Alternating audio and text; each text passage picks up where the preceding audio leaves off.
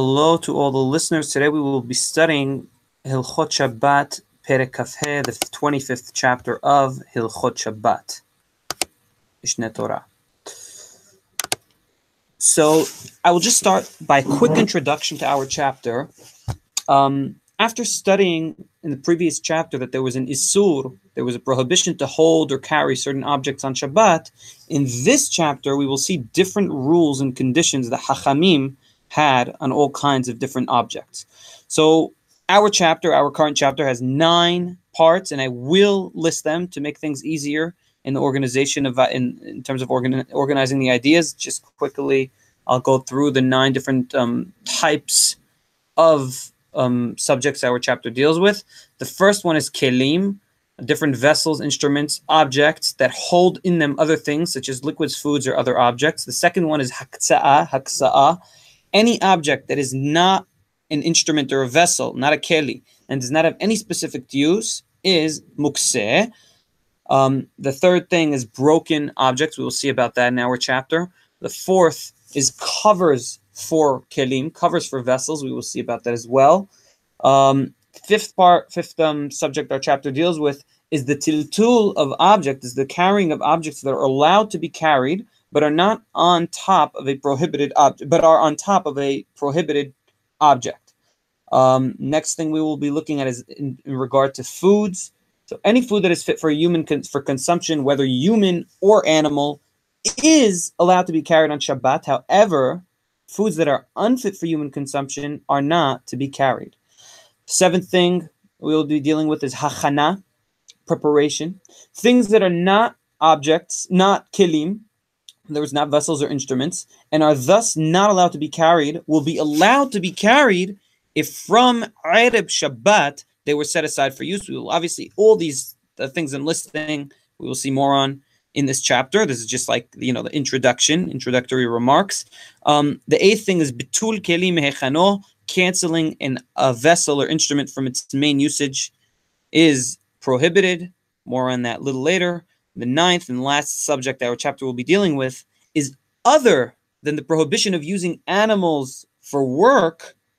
It is also prohibited to carry them by picking them up and moving them. However, pushing them to a certain place is mutar. And we will see more rules and conditions on all of the aforementioned in the following chapter. So let's start. Halacha Aleph. יש כלי שמלאכתו להיתר, והוא הכלי שמותר לעשות בו בשבת דבר שנעשה לו, כגון כוס לשתות בו, וקערה לאכול בה, וסכין לחתוך בו בשר ופת, וקורדום לפסוע בו אגוזים, וכיוצא בהן. So there are instruments or vessels, and I'll just use the Hebrew word kelim from now on. So anytime I say keli, we're talking about an instrument or a vessel that holds things in it, or has a specific use that is allowed. We will say, well, it has some specific use. So there are instruments that their use is an allowed use, is a permitted use, and these are kelim that their specific use is permitted on Shabbat, such as a cup to drink in, or a bowl to eat with, or a knife to cut meat, or an axe to break nuts, and etc. Halacha bet. ויש כלי שמלאכתו לאיסור, והוא הכלי שאסור לעשות בו בשבת דבר שנעשה לו, כגון מכתשת וריחיים וכיוצא בהן, שאסור לכתוש ולטחון בשבת. However, there are also vessels, there are also kelim, that their main use is a prohibited use. And these types of kelim are kelim that we are, and that is a keli that is prohibited to use, that the main usage of it is prohibited. And this is, for example, Harambam brings machdeshet v'rechaim, different types of instruments used for grinding or crushing. As we know, it is prohibited to grind or crush on Shabbat. So this is what we call keli shemelachto leisur, a instrument or vessel that its main use is a prohibited one. Halacha gimel. Kol keli shemelachto leheter. Any keli that melachto leheter, that its main use is permitted. Ben haya shel es, או של חרס, או של אבן, או של מתכת, מותר לטלטלו בשבת, בין בשביל עצמו של כלי, בין לצורך מקומו, בין לצורך גופו. So any instrument, any keli that is melachto leheter, whether it was for wood or from clay or from stone or from metal, it is permitted to carry that keli on Shabbat, whether it's for the keli itself, okay, what we call bishvil asmo shel keli. And this terminology is important to remember. We have three different types of carrying of an object. So the first one is bishvil asmo shel keli, which is for the protection of the vessel itself. Okay, we will see more on this in the next halacha. Or if it's lesorech mikomo, for the place which that specific keli is taking up. So, for example, you have a prohibited keli on a table, and you need that table to eat. So that is what we call lesorech mikomo. So you may carry a keli shemelachto leheter lesorech mikomo ben lesorech gufo. Or if it's to use that keli for its specific usage or for a different use that may not be its classic type of use. So keli shemelachto leheter. I'm just going to go over this because this is important rules that define that we'll need to understand for the rest of our chapter. So keli shemelachto leheter, in other words, keli that its main use, its classical use is an allowed one that is permitted, may be moved, may be carried, whether it's for the protection of the keli itself, whether it's for the place of the keli, or whether it's for using that keli. Now, v'chol keli shemelachto leisur, any keli that its classical use is a prohibited one, ben haya shel ais, or shel hiris, or shel abanim, or shel amatechet, whether it was made out of wood or clay or stone or some kind of metal, mutar letaltelo b'Shabbat, ben lesorech gufo, ben lesorech mikomo. It is permitted to carry that type of keli for sorech gufo or sorech mikomo, for the use of the keli in a permitted way, of course, if it's so obviously not for the classical use of this keli, or for the place that this keli is taking up. However, to protect this keli, it is prohibited to move it on Shabbat because melachto leisur. So we have this prohibition here by Hachamim. Halacha dalet. Kesad. So Harambam is now going to be a little bit more specific. מטלטל את הקערה של העץ לאכול בה או להישב במקומה, או כדי שלא תגנב, וזהו בשביל עצמו. A person may carry a wooden bowl to eat in it or to sit in its place, or so that it does not get stolen, and this is what you call בשביל עצמו של הכלי. וכן, אם טלטל אותה מן החמה כדי שלא תיבש ותישבר, או מן הגשמים כדי שלא תטפח ותפסד, הרי זה טלטול בשביל עצמה ומותר מפני שמלאכתה להיתר. Also, מחילה, let me repeat. We said at the beginning of the halacha that you may carry this keli shemelachto leheter to eat in it or to sit in its place, or so that it does not get stolen, v'zehu b'shvil asmo, for the person moving the keli. Okay? In other words, I move the keli for myself, for my own personal want. However, if I did a tiltul, if I carried the keli to protect it from the sun, or to protect it from drying and breaking, or from the rain, or for example, it was some sort of wooden instrument object that if it were to get rained on, if it were to get too humid, it would litpah v'lipased, it would get bloated due to the absorption of the liquids and get ruined. So this is what we call tiltul b'shvil asmo shel keli, for the protection of the keli itself, and this is permitted with the keli shemelachto leheter, and as we will see in the next halacha, it is prohibited with the keli shemelachto leisur. וכן, מטלטלו את הריחיים או את המכתשת לשבר עליה אגוזים.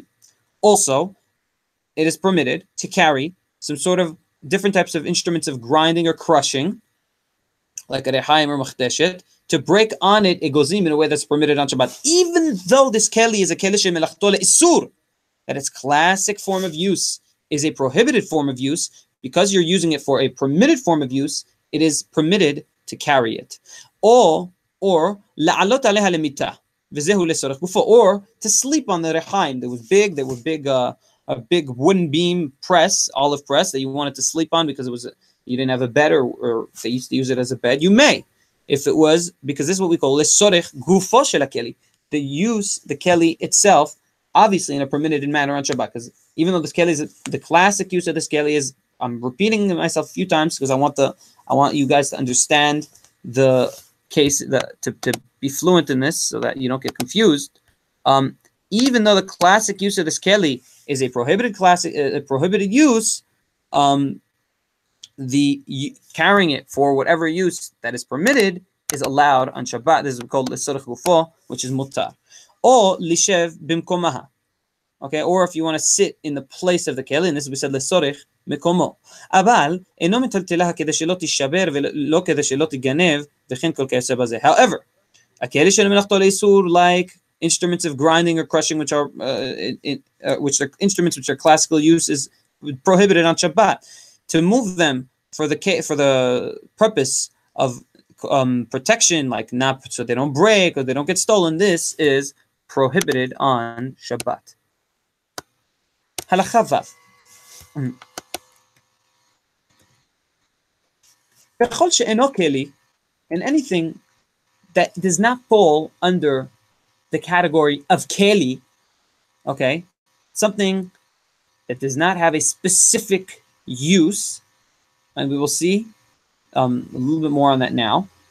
Kegon, for like avanim u'ma'ot v'kanim v'korot v'chayose bahen asur letaltelan. Anything that is not a keli, that is not an instrument or vessel with an apparent specific use, like stones or coins or sticks or beams of wood, it is prohibited to carry them. Eben gedola or kora gedola, a large stone or a large beam of wood. A large beam of wood, even if it's a very, very heavy beam of wood or stone, but and it even takes 10 people to carry it, even if it can only be carried by 10 people, which obviously means it's an extremely heavy object, as long as it has an instrumental use, an apparent use, for example, to lock a door, it is permitted. Torat keli. So this is what we call Torat keli. Im yesh Torat keli aleha metaltelim ota. If it has Torat keli. And what is Torat keli? Torat keli is something that is obvious that it is an instrument of some sort of usage and not just a random beam of wood that was put into usage. And we'll see a little bit more on this a little bit later in the chapter. Lefichach, im nitpareku afilu b'Shabbat en metaltelin otan. Mehila, I skipped a line. Delatot habayit, afal pi shehin kelin lo huchenu letiltul. There are also types of kelim, types of objects, types of instruments that have an apparent usage, but they were not made to be carried. And something like that is not permitted to be carried on Shabbat. So doors of the house, even though they are instruments they are kelim, they were not made to be moved. And we're talking about doors that were doors that are on their hinges, so they're made to be moved, opened and closed, but they're not made to be picked up and moved. Therefore, if they were taken off their hinges, doors, it is not permitted to pick them up and move them on Shabbat. As well, also the sand and the dirt and the dead body and the carcass, they are prohibited to be moved from their place. And a baby that was born prematurely on the 8th month, it was considered in those days that if the baby was born on the 8th month, he is going to die for sure. Now it's a little different. He was considered like a stone, and he was prohibited to be moved on Shabbat.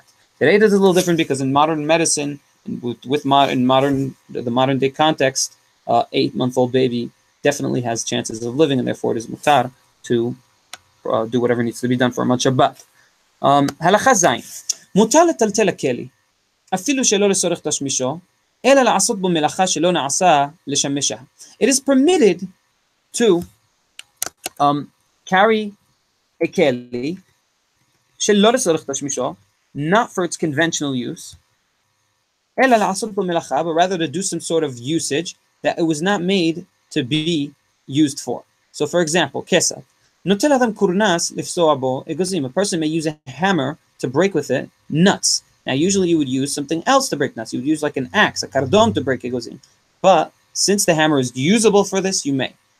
And it's like sorich gufo, because I was saying before, sorich gufo is anything that the keli could be used. And that's why we can use a keli shel melachto leisur, an object that its classical use is a prohibited use, because although its classical use is prohibited, we can use it for something that's not its classical use, which is permitted. I'll continue. Or the kordom lahtoch bo debela, or a axe to cut with it a dried fig. Or megira la gurba itagebina, or a saw to cut with it the cheese. Magrefa ligrof baha itagerogeret, or a rake to rake with it figs. Different types of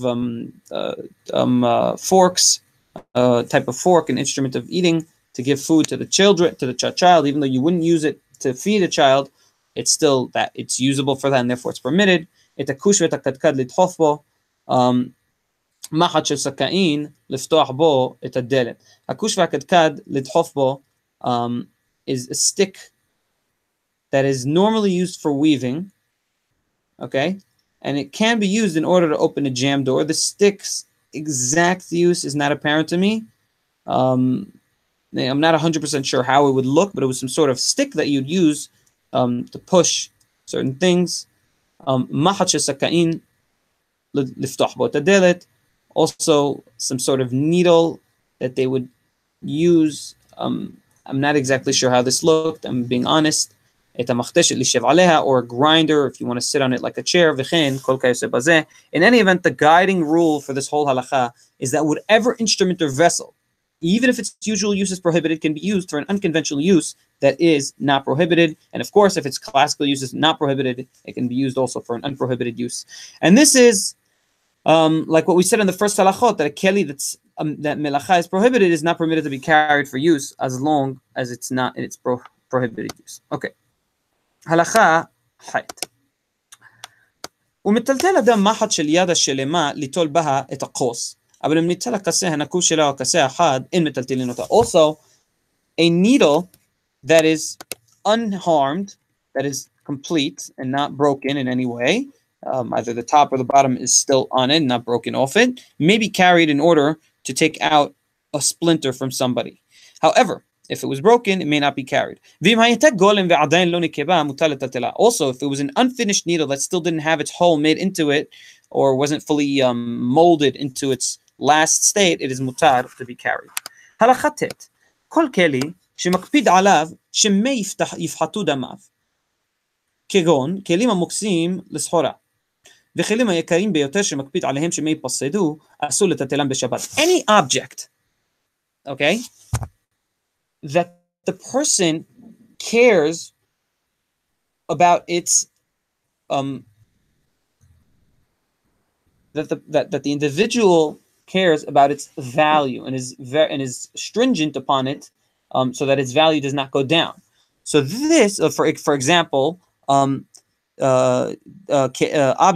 that are used for industrial use, or kelim that are very expensive, and the person is scared that they may lose their value. These kelim are not allowed to be carried on Shabbat, even if they're melachto leheter. And this is what we call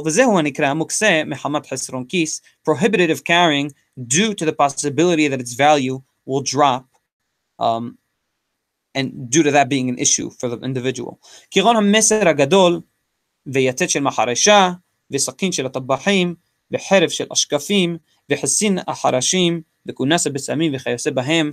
And Rambam gives examples of things that were that follow the aforementioned condition, like a large saw, or the plowing blade, or the knife of the slaughterer, or the knife of the sandal maker, or the saw of the carpenter, or the small grinder of incest makers, and things like that. In any event, the guiding rule for this halakha is that anything that is either has industrial use, and the person is scared whether, and the person is makpid, he's very careful to keep it in a good condition so that it doesn't lose its value, or something that is highly valuable and the person is scared that it would lose its value. These are things that we call muqseh mehamat hasron kis, and they are not permitted to be carried on Shabbat. So maybe today, a very, very expensive ruby that is locked in a safe and can break if taken out. Although rubies can't be broken, so maybe not such a good example. An expensive glass ornament, okay, that the person is very scared that it may break. This is what we'd say muqseh mehamat hasron kis. It would be not permitted to carry due to its high value. Halakha yod.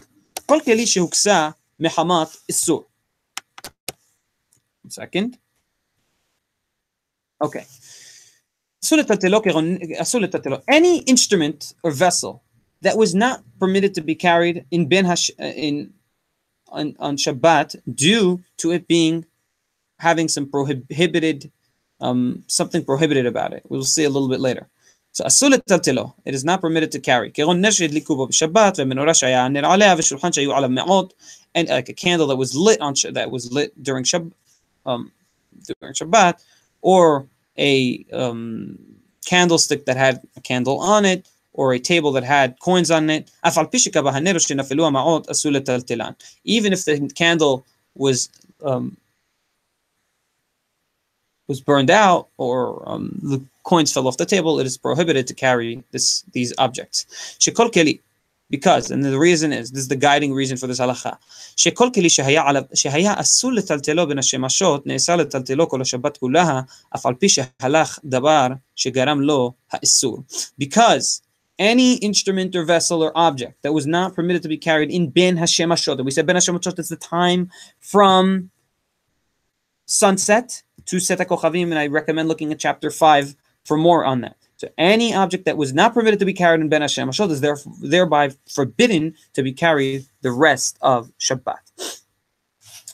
Abal, however, keli hamukse, keli, this is halacha yod aleph, hamukse mehamat mi'us, an object that was not touched because of its disgust, due to some sort of disgust. Keron ner yashan shel neft, like an old gas candle. Uchle haso'ah, or some sort of something that holds feces, and something and things to the like. The person may carry them on Shabbat if he needs to, even though during Ben HaShemashot they were not really touched and people wouldn't touch them. It's something most people don't want to touch. It is permitted because it wasn't mukseh mehamat, any of the things that we said are prohibited. Halakha yud bet or yud aleph. כל הכלים הניטלים בשבת שנתפרקו דלתותיהן, כגון דלתות התיבה ומגדל, בין שנתפרקו בין שבת, בין שנתפרקו קודם השבת, מותר לטלטל אותן דלתות. Any objects that their doors or their covers came off them, any objects that were permitted to be carried on Shabbat, if their doors or covers came off them, okay, like the doors of a teba or migdal, of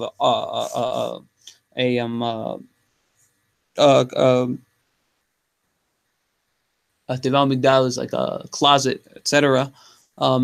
Whether the doors came off on Shabbat, whether they came off before Shabbat, they are permitted to be carried on Shabbat. V'chen, and also, and doors, we're talking about covers also, so like a cover of a water bottle, even that's an example, etc. וכן כל הכלים הניטלים בשבת שנשברו בין קודם שבת בין בשבת שבריהן ניטלים. And any objects that are permitted to be carried on Shabbat that broke, whether it was before Shabbat, whether it was on Shabbat, their remnants may be carried on Shabbat. Vehu, and this is in condition that they have some sort of usage. Kesad, how? Rambam is going to specify. The breaks of a big bowl can be used to cover a barrel. Broken glass can be used to cover a small candle, a small oil container. And anything to the like. However, if the shards of a certain object, even if it was mutar to use on Shabbat, they are not usable for any apparent usage, then they are not allowed to be carried on Shabbat. Halakha yod gimal. Kol kisuyeh hakelim. Okay? Nitalim b'Shabbat. Mehila, so let me refine halakha yod aleph because I did not explain it well. Halakha yod aleph is talking about doors of kelim. The beginning we said kol kelim nitalim b'Shabbat shenitpareku daltotehen. Okay? That they had some sort of door that was connected to them on a hinge. Okay? Like the doors of a closet. Even if they came off on Shabbat or before Shabbat, they're allowed to be carried on Shabbat, as specified in that halakha. Now we're talking about covers. So halakha yod gimal. Kol kisuyeh hakelim. All the covers of these instruments, vessels, or object. Nitalim b'Shabbat. They are allowed to be carried on Shabbat. Vihu, and this is on condition sheyesh torat keli alehen, that they have a torat keli alehem, and we explain that torat keli, again I'll repeat, is something that is obvious that it is an instrument of some sort of usage and not just a random beam of wood or something that was put into usage and didn't have an apparent visible usage. Okay? So again, all the covers of kelim may be carried on Shabbat as long as they have torat keli عليهم, as long as they have a visible usage. היה כלי מחובר בקרקע. כגון חבית התמונה בארץ. Now we have a little bit extra, another condition. If it was a vessel or instrument that was connected to the ground, okay? כגון, like a barrel that was buried underground, okay? אם יש לה כיסוי שלה בית אחיזה, מטלטלין אותה. If the cover has a handle, it could be carried. ואם לאו, אין מטלטלין אותה. However, if it does not have a handle, and it's like part of the vessel that is connected to the ground, it may not be carried. וכן כיסויי הקרקעות. Also the covers of the ground. Okay? For example, you would have a big hole in the ground, you would cover it with something. כגון בורות וחריסין, like holes, pits, or little niches. אין מטלטלין כיסוי שלהן, אלא אם כן יש לו בית אחיזה. Their covers are not permitted to be carried unless they have some sort of בית אחיזה, a handle. כיסוי התנור, אף על פי שאין לו בית אחיזה, מותר לטלטלו. Now, the cover of an oven, by oven we're talking about a big furnace type of thing that would be connected to the ground, may be carried on Shabbat, even if it does not have a bet achiza. And I will explain what we're talking about. An oven that is directly connected or planted to the ground, but it in itself is an object of its own, and therefore its cover is also an object of its own because it's like part of it, like the covers of kelim that are not connected to the ground.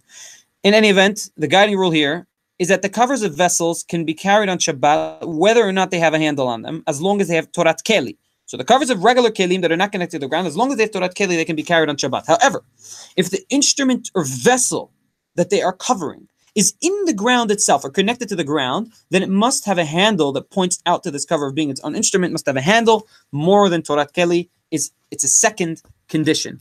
Halakha Yoddalet. Shene devarim. Ehad asul letaltelo ve'ehad mutar letaltelo. Now we're talking about things that are that, as I spoke in the introduction, that are something that is allowed to be carried and something that's not allowed to be carried. Vehen semuchin ze laze, o ze al ze, o ze baze. And they are leaning one on another, or one on top of another, or one inside the other. So we have one of these instruments, one of these vessels is allowed to be carried on Shabbat, and one of these vessels is forbidden to be carried on Shabbat. And when you pick up one of them, the second one will be picked up by virtue of the first one being picked up. If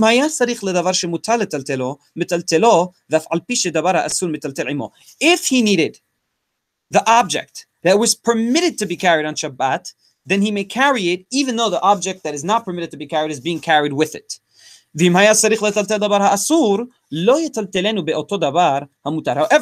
if he needed to carry the thing that was not permitted, that was prohibited to be carried on Shabbat, then he may not carry it even if he uses the permitted to be carried thing to carry it with. Halachai Titvav. Kesad. Harabam is going to specify. Paga shehayeta temuna bateben. An unripened fig that was covered by hay. V'harara, there's a mistake here. Al gabe hagihalim, and bread that was on top of hot coal. Tohaban bakush b'chadkad v'notalan. He may stick them with the kush and the kadkad, and I said these are like some sort of stick that you could poke things and pick them up with. So he may do that and carry them, even though they're on top of of something that is not permitted to be carried.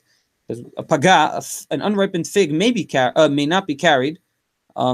May be carried, and the teben, the hay, may not be carried. But let me just quickly make sure that I'm right. I'm going to open something just to make sure that I'm not making a mistake.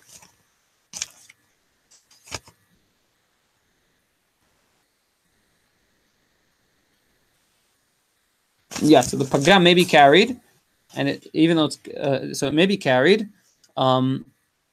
or harara shaytal gabege halim also may be carried. You may stick it with a kush or katkad and carry it with the kush and the katkad. Even though the hay and the hot coal, the burning coals, are not allowed to be touched on Shabbat, these things that are on top of them may, even though the other things that are not allowed to be touched, move a little. Another example Anam brings, a beets or radishes that were covered in the ground, and a little bit of their leaves were coming out of the ground. You may pick them up pulling on their leaves, even though the ground next to them moves, and the ground is not permitted to touch on Shabbat. It is permitted because you're doing it through the thing that is permitted to be touched on Shabbat. או על גבי הקורה, לא יטלטל האבן או הקורה בכיכר או בתינוק שיש עליה וכן כל כיוצא בזה. However, if you had something that was permitted on top of something that was not permitted and you wanted the not permitted object, so for example, you had a piece of bread or a baby on top of a stone or on top of a wooden beam, you are not allowed to carry the stone and the wooden beam by virtue of the permitted things, hence the baby and the bread that are on top of them, and anything like the examples given here.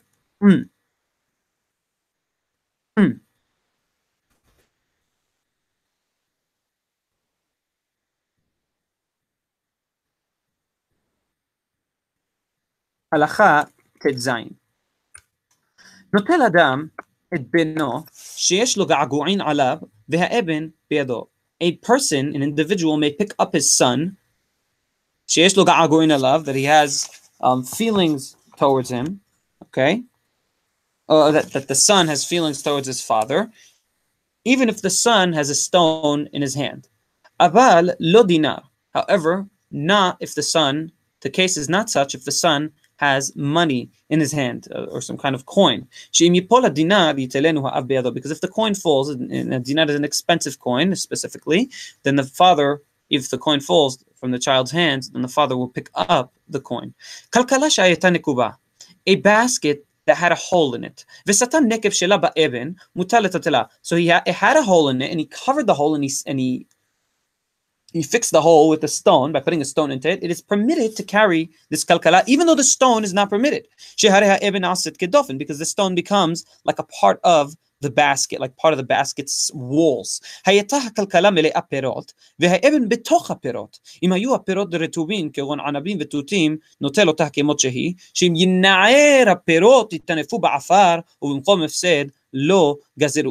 the basket was full of fruits, and there was a stone within the fruits, inside the fruits, mixed in. If the fruits were wet, okay, they were wet fruits, like grapes or strawberries or any fruit that's wet, he may pick up the basket, because if the fruits get moved, if now he starts moving the fruits, they will get dirty from the stone. And bimkom ifsed lo gazerun, in a case like that, which if the stone, if whatever's inside ruins the thing that is mutar to carry, the thing that is asur may ruin the thing that is mutar. If the both are moved, then it is mutar to carry this. Halakha yot zayin. Habit, a barrel. A barrel that he forgot a stone on top of it. The person may move the barrel to the side, may tilt the barrel sideways, and the stone falls off on its own. If, however, if the stone was in between the barrels, now we have a bunch of barrels, and in one of the middle barrels, one of the barrels that are inside the rows of barrels, there's a stone that's on top of it. Then you may pick up the barrel outside, and we're not talking about a giant barrel, obviously, we're talking about a smaller barrel that could be picked up by a person. And he may pick up the barrel outside of the barrels, in the middle of the barrels, put it where he needs to, while the stone is still on top of it, and then tilt it sideways and allow the stone to fall off. V'chen, also, somebody who forgets coins on a pillow, and he needs the pillow, which is something that's mutar to pick up, he may pick up the pillow and allow the coins to fall off on their own. And if he needed the place where the pillow was, he may even pick up the pillow with the coins on top of it, and he doesn't have to make the coins fall off. However, if he put the coins on the pillow before Shabbat, before Shabbat, he put the stone on the barrel. These are not permitted to be carried on Shabbat, even if they fell off them, because as we said, anything that was not permitted to be carried in Ben HaShemashot is not permitted to be carried the rest of Shabbat. basis ledavar asur. We will see a little bit more on what basis ledavar asur means in the following halachot. Basis ledavar asur means something that is holding, something that is prohibited. Ben hashemashot. Halacha yodchet. Ha'even shebekiruyeha. Mehila. Basis ledavar. Yeah, it's something that was holding something that was prohibited to be held, and therefore it itself becomes prohibited to be held. As long as it was like that Ben hashemashot. If it was like that after Ben hashemashot, we will see maybe the case is a little different. Halacha yodchet. Ha'even shebekiruyeha. Im male'in baha ve'enano shebekiruya. Okay. A stone that isn't tried. They used to have what's called a kiruya, a dried pumpkin that was used as a bucket to bring up water from a well. And the stone inside it, and there was a stone inside it there to make the pumpkin heavier, thus allowing it to enter the water that is in the well in an easier fashion. So this is, of course, a condition. So in this thing, so we have an even shebakiriya. It is permitted to use this kiruya, this pumpkin, this dried pumpkin, to pick up water from the well, as long on condition that the stone will not fall off it when picked up. However, if the stone will fall out, because the stone is not considered connected to the kiruya. Also, if you have a cloth that is on top of a kaneh is a stick, some type of stick that is not allowed to be carried on Shabbat. If you have a cloth on it, you may take the cloth off it. Halacha yodtet. Perot. Fruits that are prohibited from being eaten. Like fruits that were not made terumot u'ma'asrot on them. There's, according to the halacha in Eretz Israel, and it is, and also out of Eretz Israel Rabbanan, but from the Oraita, from scriptural law, there is a positive precept, commandment, that fruits that are picked from the tree, once brought into the private domain, into the person's house, must be done terumot u'ma'asrot, and there must be a certain portion of the fruit must be taken out for what's called terumot u'ma'asrot, to give to the kohen, to the Levi. Terumah gedolah is to the kohen. Ma'aser rishon is to the Levi, is a certain portion that you give to Levi. Ma'aser sheni and ma'aser ani are other portions that are to be taken out based on the year in the Shemitah cycle. So this is just a little introduction for our halacha. So perot she'asur le'ochlan, fruits that are not permitted to be eaten. If the fruit wasn't done terumot u'ma'asrot on, it is called tebel, and is prohibited to be eaten. Like perot she'enam me'usarin. Afilu hen chayavin b'ma'aser medibrehem. Even if they only need ma'asrot from the sages, meaning from the Rabbanan, not from the Torah, like out of Israel, or like demai, like fruits that we're not sure if they were me'usarin or not. Or ma'aser rishon shelo nitela terumato, or what is called ma'aser rishon, the portion that's given to Levi, out of that portion was not taken out, the portion to give to the Kohen, it is prohibited to eat. Or terumah teme'ah, or terumah, the portion that was taken out of the fruits and it became unpure, that is called terumah teme'ah, and it is not prohibited to eat. Or ma'aser sheni vehekdesh shelo nifdu ke'el chatan, or ma'aser sheni, which is a certain portion that has to be taken out of the fruit and eaten in Yerushalayim, okay?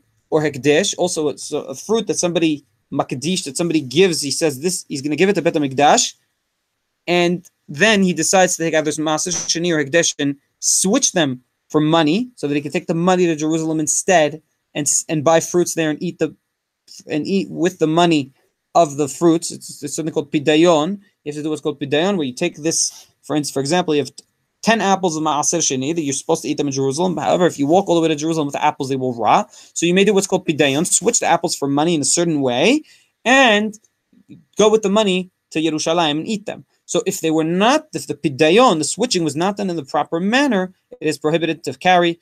All of these aforementioned things that are not allowed to be eaten by everybody are prohibited to be carried. Abal, however, hademai ho'il v'ra'u la'aniyim, the demai, which is something that we're not sure whether or not the terumot u'ma'asrot were taken out of it. So because we're not sure, it's called demai. It is allowed to be eaten by the aniyim because it's safek.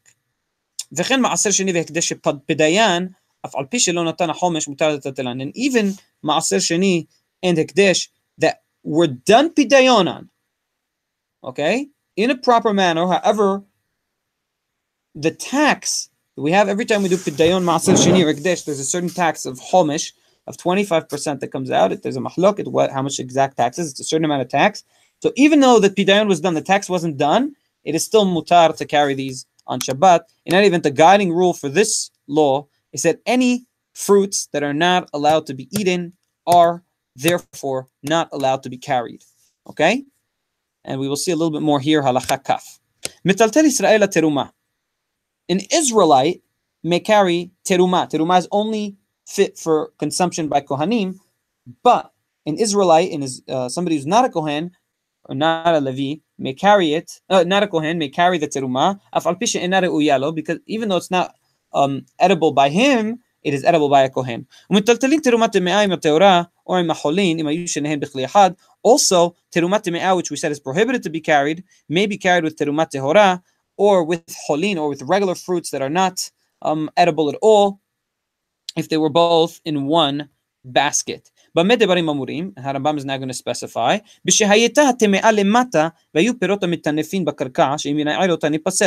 So we're talking about a basket that on the bottom of the basket you have what's called teruma teme'ah. You have impure teruma, which is not allowed to be carried on Shabbat.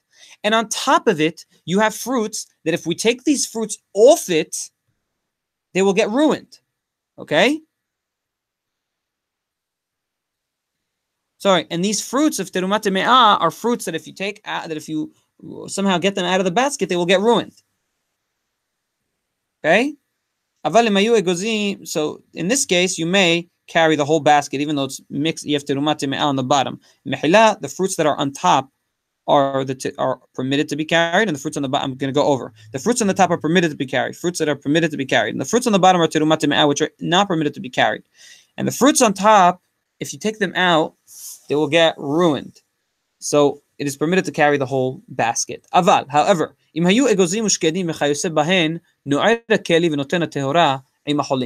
if the fruits on top were almonds or nuts and things that can be taken out and they will not get ruined, taken off in a haphazard way, you may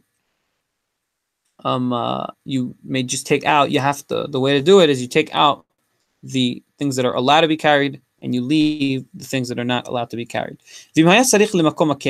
However, if you needed the place which that basket was taking, that vessel was taking, doesn't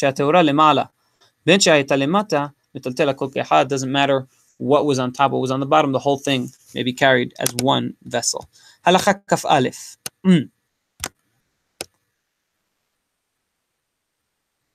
מדבך של האבנים שחשב עליו מבעוד יום.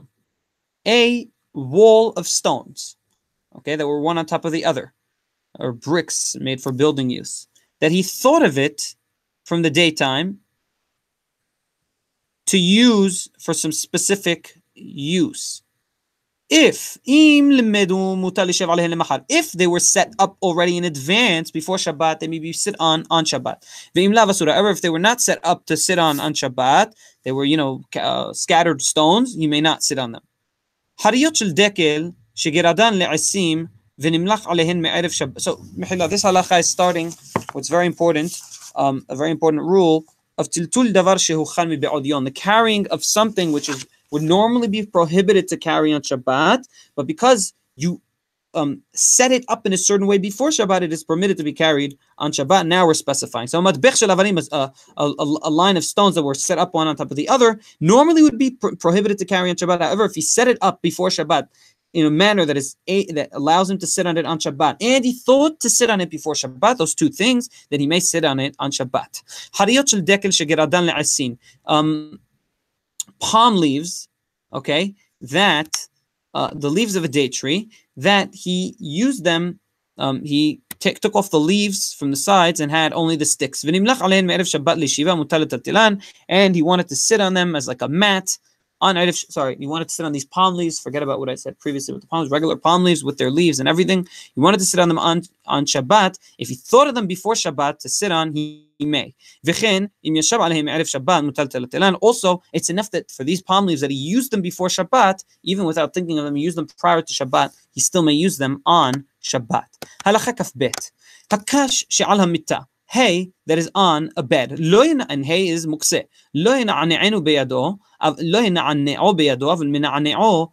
He may not take it out with his hand, like take it off the bed with his hand in a way that he would normally do it, but rather he may, with his body, get on the bed and move it in a way that is not normally used in the weekdays. However, if this hay was fit for animal consumption, it may be carried, as we said in the introduction to this chapter, that food that is fit for human and animal consumption may be carried on Shabbat. אם היה עליו קר או סדין וכיוצא בהן, מנענעו בידו, שהרי נעשה כמי שישב עליו מבעוד יום. Also, if there was a pillow or a sheet on the hay, okay, he may move the hay with his hand because it is as though he used the hay מבעוד יום, and in his mind it was, and now it is usable on Shabbat, meaning carryable on Shabbat. המכניס קופה של עפר לביתו. אם ייחד לה כלן זווית מערב שבת, מטלטלו בשבת ועושה בו כל צרכיו. Somebody who has a jar or a vessel holding dirt and he brings it into his house, if he made a specific spot for this jar of dirt prior to Shabbat, then he may carry it on Shabbat and do whatever he needs to with it. Now, these past two dinim, Rambam set them in a way that each one of these dinim, we have about four laws here, they teach us something that the other did not. And I'm just going to read this. I'm going to tell you a summary based on what I saw in Yad Peshuta, which is a fantastic commentary written by Rabbi Nahum Rabinovitz. And I must mention here that I use his commentary a lot. And many of the Perushim I give here in these classes that I give are from his commentary. So I must give that credit. It is so here, this is one thing I saw in his Perush.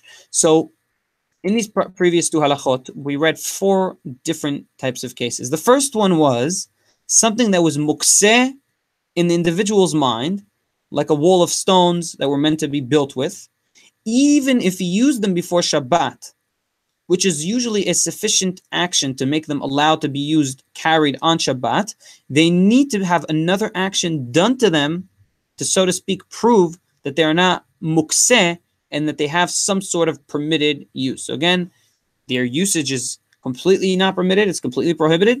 He has to do two things in order to make them prohibited. The first one is in his mind, the second is do something active to them.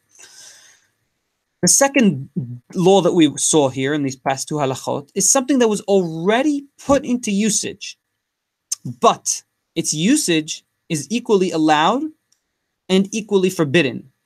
It can be put into usage if it's thought of being used from Ben HaShemashot. That is enough to make it permitted, because it's equally allowed and equally forbidden. As long as you think of it during Ben HaShemashot that you want to use it, you may use it. The third thing we saw is something that was used. Okay, it was already used for permissible action and was equally forbidden and allowed in its usage. And there is no other thing that can be done to it physically to change the way it looks or to change something exterior in it. It may be put into allowed usage as long as there's external proof that it is meyuhad, that it is special for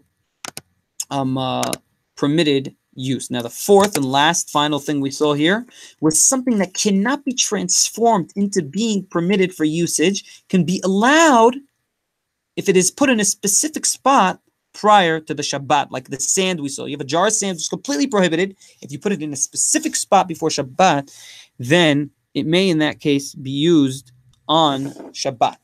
Halacha kaf dalet. So very important, the summary I just read, really, I would go over it. I would highly recommend listening to it again, just to understand these dinim. Halacha kaf dalet. Notenin keli tahat hadelef. It is permitted to put a vessel under a leak. Ve'im nitmala keli shofech veshoneh. And if the vessel was filled with with whatever was leaking, he may spill it and put it again to refill. Ve'eno nimna, and he does not have to abstain from doing so. Vehu, and this is on condition, that whatever was leaking into this instrument, into this vessel, is usable for showering, for rinsing a human being. However, if it was not usable for the rinsing of a person, it may not be put. He may not put this keli, this vessel, under the leak. ואם נתן, מותר לטלטלו במים המאוסים שבו. שאין עושים גירף שרעי לחתחילה, שאין עושים גירף שרעי לחתחילה. However, if you already put the keli, the vessel, under a leak of water that is not that is not usable for rinsing purposes, he may carry the vessel because in عوسين גירף שרעי לחתחילה, it is not allowed to make a vessel for disgusting materials milechatehila from the get-go. But if you already did it, if it was already done, then it is allowed. So I would read it. If I had to read this in Hebrew, I would add a few words in parentheses for myself. Okay, that doesn't say it here, but that is what Harambam means. Halacha kafhe. חבית של תבל שנשברה, מביא כלי ומניח תחתיה. Now we're going to be talking about the laws of, we were just talking about, in these past halachot, the laws of ביטול כלי מהיכנו. מחילה, it's a halacha, and I'm going to go back. I lost focus here. I did skip a halacha, and I will go back now. So it's in the Machon Memres side, it's halacha kaf bet. In the Makbil, in Yochai Makbili's book, it is halacha kaf gimel. Rabbi Yochai Makbili, it is halacha kaf gimel. So I'll read again because it's important. We're talking now about the rules of bitul keli mehechano, the canceling of a vessel from its original use, or from being used. Asur lebatel keli mehechano. It is prohibited to cancel a vessel, a keli, from its use. Because this is like setira, which is a melacha. It's close to that melacha. It looks like it. Kesat. How? לא ייתן כלי תחת הנר בשבת לקבל את השמן הנוטף שהשמן שבנר אסור לטלטלו. וכשיפול לכלי יאסר טלטול הכלי שהיה מותר. It's prohibited to put a vessel under a leaking candle on Shabbat to receive the oil, because when the oil falls into this vessel, it'll make the vessel prohibited from use, as that oil was prohibited also from use, and therefore that is what we call bitul keli mehechano. V'chen kol kayoseh bazeh, and anything to the like.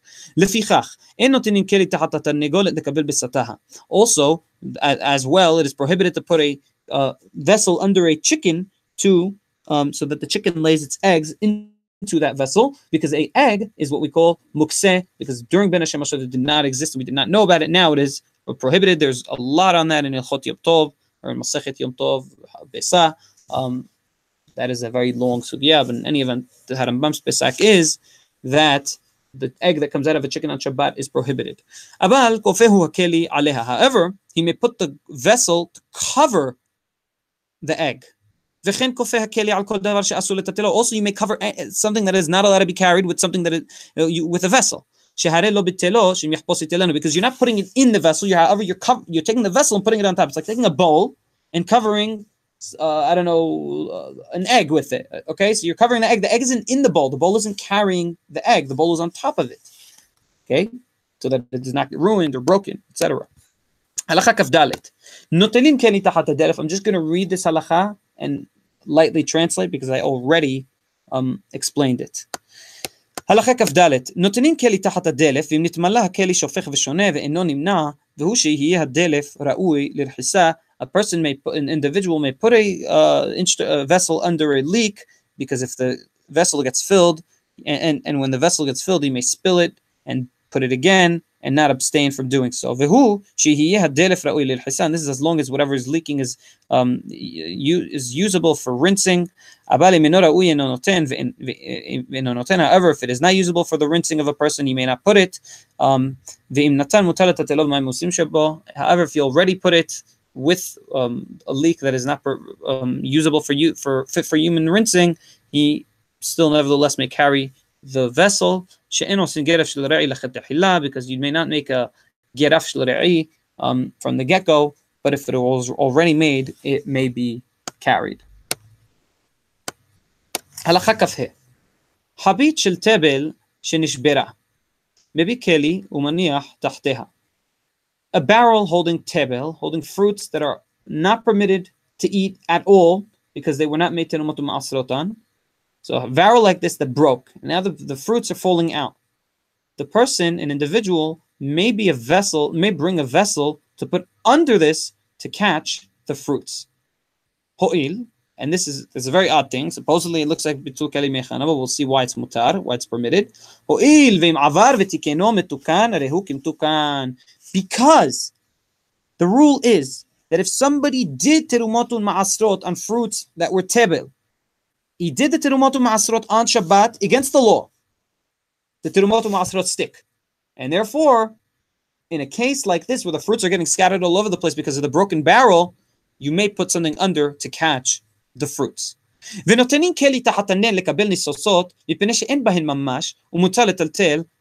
Also, it is permitted to put a vessel under the candle to catch not the oil, but to catch the flames that were the little nisosot. What do you call them?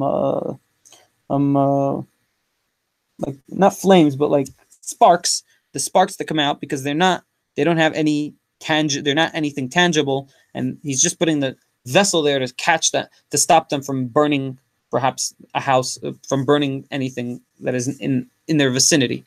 Korash nishbera, a beam that was broken, and a beam now is something that is asur to carry, a beam that has no apparent use, that had no torat keli alav, so it did not have any, it was not allowed to be carried on Shabbat. It is not permitted to be held with any wooden beam, any wood that was allowed to be carried. So we have a big wooden beam that was broken. You're not allowed to put something under it to hold it, because that is bitul keli mehechano. Ela im ken hayu revuhim v'chol ze match yahpos itelem kedei shelo yibatel keli mehechano. Unless the broken beam was, unless putting these kelim under the broken beam was done in a manner that these kelim could be easily taken out, and then it is not mevatel keli mehechano. Uforesin mahselet al gabe avanim b'Shabbat. Also, it is permitted to put a mat on top of stones on Shabbat to prevent people from getting hurt, or on top of a beehive in the summer to prevent the sun from harming it, or in the winter to prevent the rain from harming it, as long as he does not have an intent to do hunting. And this is not mevatel keli mechano as well. Because the mat is on top of the keli, not under the keli, held by the not permitted keli, and therefore it is not bitul keli mechano. וחופין את הסל בשבת לפני האפרוחים, בשביל שיעלו עליו וירדו, שהרי מותר לטלטלו כשירדו מעליו, וכן כל כיוצא בזה. Also, it is permitted to put an upside down basket next to baby chickens. I forgot what you call them, baby chicks, so that they can go up on top of it and down, so to speak, to play on, because anytime he wants to, he can pick it up as long as the chickens aren't on it, and they come on it and off it, and therefore when they're off it, he can immediately pick it up. And anything like this is mutar. Halacha kafvav, our final halacha for this chapter. An animal that fell into a pit or into a water, some sort of little river, okay, and it can't get out, and the animal cannot get out, it's stuck, meaning it's in its place and it has to be taken out. You have to physically pick it up in order to take it out. We said it's not allowed to pick up animals physically on Shabbat. So the conditions are like this. If you could feed the animal in the current situation that it is in, you have to feed it until Mosai Shabbat, and only then can you carry it out. Of course, this is all in the case that there is no sa'ab al-hayim, no serious pain to the animals. However, if this cannot be done, if the food cannot be brought to the animal in the situation in which it is in, he may put pillows and and different things and objects under it that are permitted to carry, throw and put them under the animal so that the animal can come out of its situation. And if it comes out, it comes out. Because,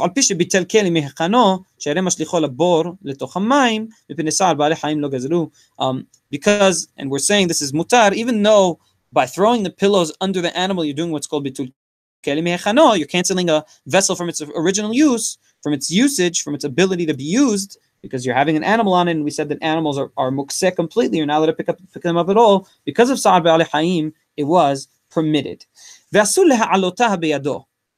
But nevertheless, it is forbidden to pick up the animal by hand. V'chen, in okerin, and apparently also if there's sa'ar be'alei hayim. V'chen, in okerin behema, hayav ha'of b'chaser, aval dochen otan ad she'yikanesu, umedadin agalim usyahin. Also, you're not allowed to pick up an animal with your hand, but you're allowed to push it with your hand to, so to speak, guide it to go to a certain place that you want to have it. Also, baby calves and things like that may be also, so to speak, pulled in the direction you want them to go, but you may not pick them up. A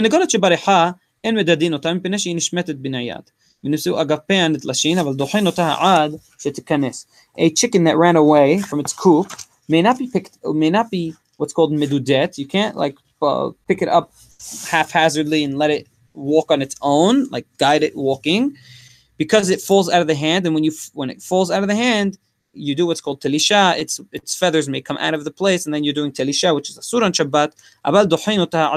But you may push it, not do didui. You may push it physically with your hand, not like haphazardly carry it and allow it to walk while you're guiding it. You may push it to where you want it until it enters the coop.